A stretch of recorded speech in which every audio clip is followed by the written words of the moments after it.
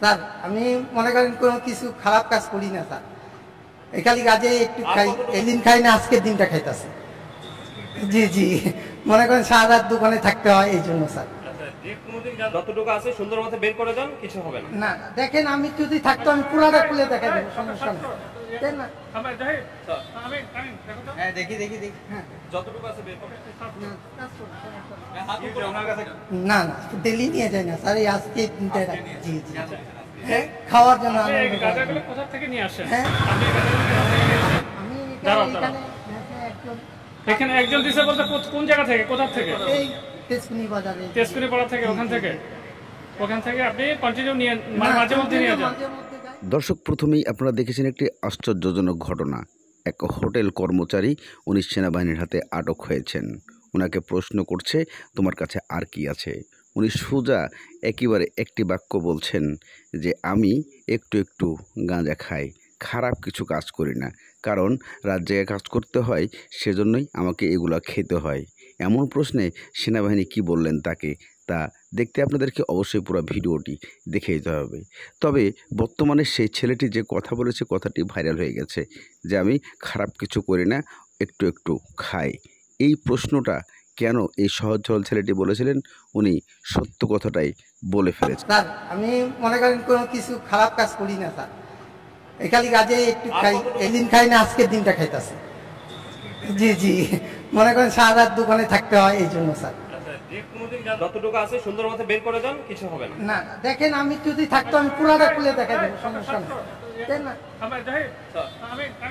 হ্যাঁ দেখি দেখি দেখি, হ্যাঁ যতটুকু আছে বের করে। না না ডেলি নিয়ে যায় না স্যার, এই আজকে দিনটা। জি জি, হ্যাঁ খাওয়ার জন্য। কোথা থেকে নিয়ে আসেন? হ্যাঁ আমি এখানে একজন দিছে বলতে কোন জায়গা থেকে, কোথা থেকে? এই তেজকুনি বাজারে, তেজকুনি পাড়া থেকে, ওখান থেকে আপনি কন্টিনিউ নিয়ে মাঝে মধ্যে নিয়ে যান। মাঝে মধ্যে যাই না লেন। আচ্ছা, ওরা কি গাঁজা ব্যবসা করে? হ্যাঁ ওখানে আমার নাম জানি না স্যার। আপনি জানেন না, তাহলে আপনি কিভাবে? আমি দোকানের সামনের দিকে ঢাই আসে, ঠিক আছে, আমরা জিজ্ঞাসাবাদ করে সেনাবাহিনী ওখানে যদি পাওয়া যাবে। আমি ডেলি তো আর করতে পারবো না, আমি যেদিন যাই সেদিন যাই। মানে আপনি যেদিনে যান সেদিনে ওনাকে ওখানে গিয়ে পান? পাইলে তাহলে নেই, না পাইলে যায় চলে আসে। হ্যাঁ আচ্ছা, কতদিন থেকে আপনি তো এখনো গাঁজা সেবন করছেন? আসলে ওখানে না না স্যার কিচ্ছু নাই স্যার। আর আমার কাছে কত দিয়ে কিনছেন? 50 টাকা। 50 টাকা। আর আপনার আবার গাড়ির ইয়া নাই, হেলমেট রাইড করেন না? আমি দোকানে থুই আইছি। তাহলে আপনি বলেন কয়টা অপরাধ করছেন?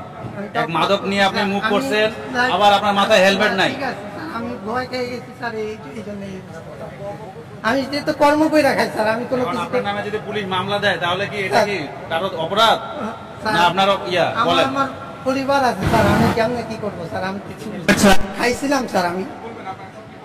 হ্যাঁ গাঁজা পাওয়া গেছে। হ্যাঁ আমার। জি জি, আমি যাইতেছিলাম খাবার আনতে, আমি মোবাইলের কাজ করি। হ্যাঁ এই মাত্র একটু গাছে আনো 50 টাকা কিনি, এটাই।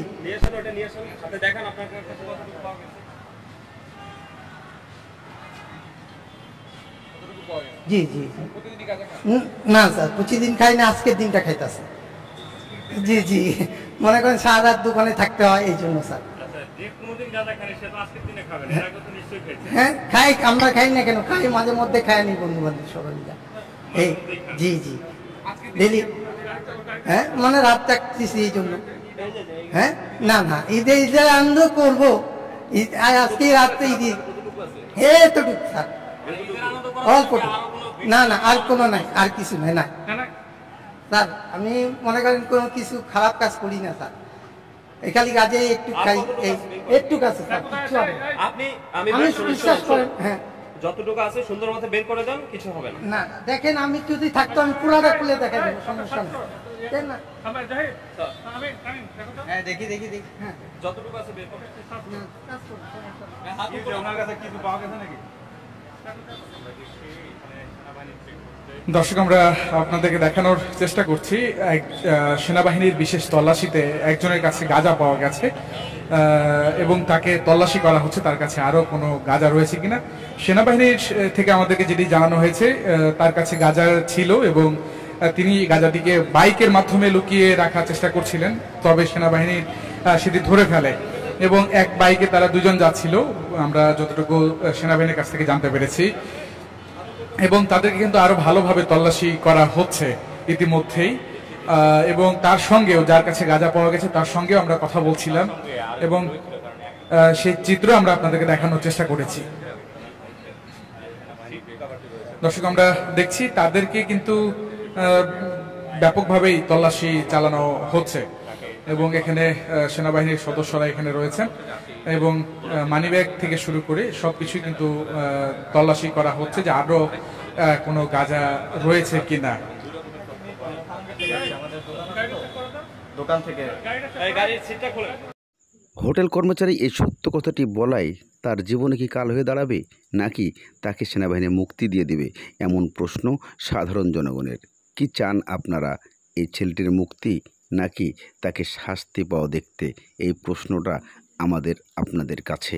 এই ভিডিওটা অবশ্যই শেয়ার করবেন একজন সহজ সরল মানুষের জন্য কতটা